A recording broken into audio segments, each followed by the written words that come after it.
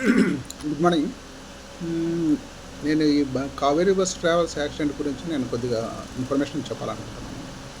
నేను రెగ్యులర్గా హైదరాబాద్ టు బెంగళూరు ఈ కావేరీ ట్రావెల్స్లో కానీ వేరే కానీ ఆల్ మదీనా కానీ కొన్ని బస్సెస్ ట్రావెల్స్లో నేను వెళ్తుంటాను.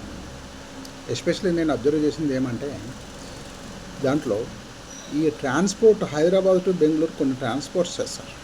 అందులో బాక్సెస్ ఉంటాయి. ఎస్పెషల్లీ నేను గమనించిన దాంట్లో ఎక్కువగా పేలుడు పదార్థాలు ఎక్కువ ఉంటాయనేది నా అంచనా. మీరు దాన్ని గమనించాలి.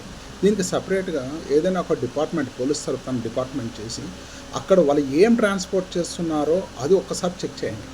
యాక్చువల్గా వీళ్ళు ఇచ్చే అమౌంట్కి, ఎవరైతే ప్యాసింజర్స్ ఇచ్చే అమౌంట్కి వాళ్ళకి ఏం పెద్ద వర్కౌట్ ఏం కాదు బస్కి. ఆ ట్రాన్స్పోర్ట్, ఆ గూడ్స్ ట్రాన్స్పోర్ట్లో మాత్రమే వీళ్ళకి వర్కౌట్ అవుతుంది. ఒకటి.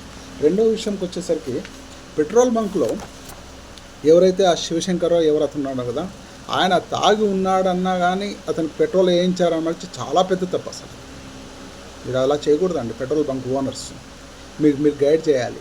నైట్ టైం ఆఫ్టర్ 10 బైక్స్కి ఎటువంటి పరిస్థితుల్లో పెట్రోల్ వేయకండి. Only transport vehicles like lorries, లేకపోతే ఇలాంటి బస్సులు, ఇలాంటి వాటికి మాత్రమే మీరు పెట్రోల్ వేయండి. వాడు తాగున్నాడు రోడ్డు పైకి వెళ్తే వాడు చచ్చేది కాకుండా ఈరోజు 19 మందిని చంపేస్తాడు. తప్పు కదండి అసలు.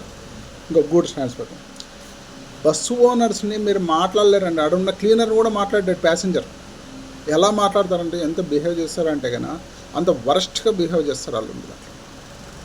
చేస్తారు. ఇంకోటి, ఈ పోలీసు వాళ్ళు కూడా చాలా పాపం వాళ్ళ వరకు వాళ్ళు కరెక్ట్ చేస్తారు. కానీ కాకపోతే ఏమంటే కన్నా ఇక్కడ హైదరాబాద్ నుంచి బెంగళూరుకి దాదాపుగా 200 నుంచి 300 బస్సులు వెళ్తాయని నా అంచనా. అన్ని బస్సులను చెక్ చేయాలంటే అలా ఇట్స్ నాట్ పాసిబుల్ అండి. దానికి సీరియస్గా వాళ్ళ పనిష్మెంట్స్ ఉండాలి. ఎవరైతే బస్సు ఓనర్స్ ఉంటారో వాళ్ళకి.